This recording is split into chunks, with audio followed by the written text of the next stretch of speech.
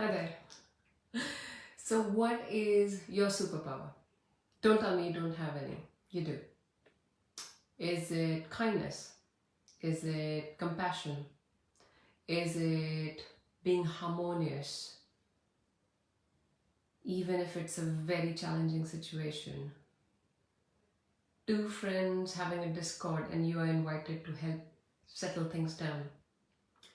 We all have our own unique strengths, and as I always say, they don't always fit into the boxes we grew up with in schools or in exam. Trying to find out, what your unique strengths are with self-love, with self-compassion, with self-awareness, taking time out for yourself. I recently did a podcast, which was just, I think, a couple of days back, about my own journey of motherhood, its challenges, and the amazing book I was reading by Anna Mathur. And when I looked back at the podcast itself, I wanted to listen to it again. So I saw that I was courageous but vulnerable at the same time. While I was doing it, I was like, am I ranting too much about my personal life?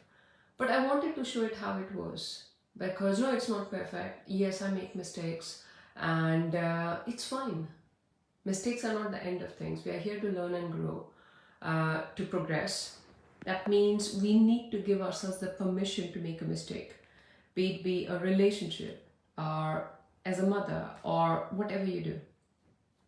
3 years back, when the whole journey started, from the RTT training to being a practitioner, therapist, clinical hypnotherapist, I did not know where it was leading to. It was just about taking the next right step.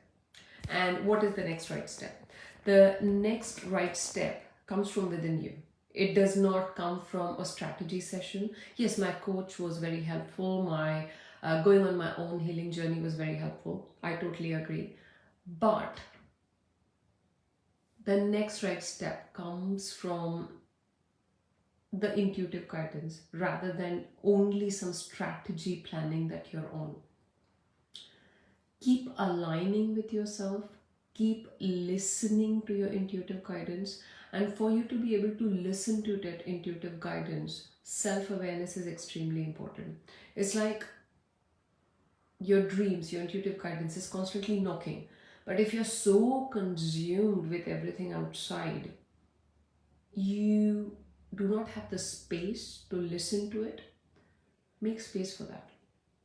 And so what how I would simply like to put it is, let your doing come from the being. To go deeper, so when we create a to-do list, yeah, I know, I love being productive in my day, so it's like to do, tick tick tick tick tick. But the thing is, all the things in your to-do list, are they coming just from the space of I need to get this done, or are they coming from the being? So the being comes from a deeper core of you rather than just the surface. So let your doing come from the being, to make sure you stay from the being. No, I'm not saying like, we have to drop everything and meditate 24 hours. No. When I say being, despite, say, I'm doing a podcast, or I'm writing a post, or I'm going live, or I'm writing my book, or I am, going ahead with my engagement as a speaker, doing all of that, but at the same time being engaged with the core why. What is my bigger why? Why is it that I'm doing it? Is it just because, oh, I want to be a speaker, I want to be an author, or therapist, or hypnotherapist? No, there has to be a bigger why. Because when the challenges come, when the obstacles come, when you're like, oh, how do I even manage to take the next step? That is where this why is going to be your guiding light that will keep you going. There will be obstacles, there will be falls. Getting yourself back up to keep going. So, what is it that you can do right now? First of all, I'll remind you of the 4 amazing questions that I learned from, I think it was Lewis Howes, who was interviewing Robin Sharma for his new book, Wealth Money Can't Buy. And so the first question was, starting your day with these 4 amazing questions. What is it that you're grateful for? Second one was what am I winning at? Third one is what is it that I'm letting go of today? And the fourth one is how can I make today a brilliant day, a perfect day? So, in the last couple of weeks, last 10 days actually, I start my day by journaling these four questions. It takes about 5 minutes. Really amazing, awesome.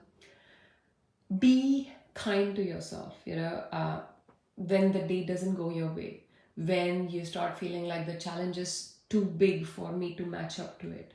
Stay patient, keep going. And on a personal front, both my parents are visiting. They're going to be with us for the next couple of weeks. And so they're both in their 60s. And I literally last night, I just told myself, parents do so much for us. And when you go on your healing journey, it's very easy to say, oh, they could have done it this way or that way. I am letting go of the need to hold any resentment towards, why did my parents do a certain thing this way or that way, and making peace with they did the very best they could at that point. And that's that. Making peace with it. And my intention is to make these next 12 days the most beautiful memories that I can create with my parents, with their grandchild or 3-year-old. And so there are great plans.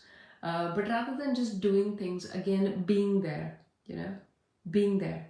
So I know I'm not a little girl. I have grown up, I've got my life, but still, making brilliant memories. Considering me and my parents, we live in different countries, we don't meet as often. Yes, there's FaceTime and WhatsApp and all those things, but we don't meet as often. So I really want to make this time really special. So, listening to this book by Robin Sharma, Wealth Money Can't Buy, one of the important ones is family. Really, really important. So, make time for your family. Compatibility is, I think, very high rated. Everybody comes from a different perspective. You don't have to agree with your loved ones on everything to love them. It's all right. It's okay to agree to disagree, and it's fine. Still love them. Yeah. So be kind to yourself, to your loved ones. If there's a disagreement, it's fine. Take a step back, chill, relax. Just be yourself. Love yourself just the way you are, because you're amazing, you're awesome, you're spectacular. Love yourself unconditionally. Keep staying grateful every single day. If there's a challenging day, ask yourself the question, what am I learning here? And that somehow changes the perspective of how we look at the situation rather than feeling stuck or controlled by it. Challenges don't come to thrash you or make you fall. No, they come to make you stronger. They come to help you dig deeper, find the deeper core of you. Keep learning more about who you are, who you truly are, not what you were told, but who you really are. And I think once you learn to live in alignment with who you truly are, and it might always be like one step at a time. It's not like a revelation that comes overnight. Just keep taking that next small step. It could be the tiniest step possible. Keep going. Keep going. If you fall down, no problem. If there's a big challenge, no problem. You fall down, you get back up. Teaching yourself emotional resilience to get back up and keep going. If nobody told you today, I would love to tell you, I'm proud of you. You're amazing. You're awesome. Keep going. And I'm proud of myself for the amazing daughter that I am, for the spectacular mother that I am, and most importantly, the most amazing soul carrying the inner light within me, aligning with it, here, who has chosen to be here on earth to learn, to grow, to progress, to evolve. And my intention for the life is when it's time to leave, when I am having possibly my last day or last breath, I do not want to have any regrets thinking I could have done this, I should have done this, or I could have tried that. No, I am not dying with my music within me. I'm not. That's the intention. All right. See you again very soon. And it was amazing connecting as always.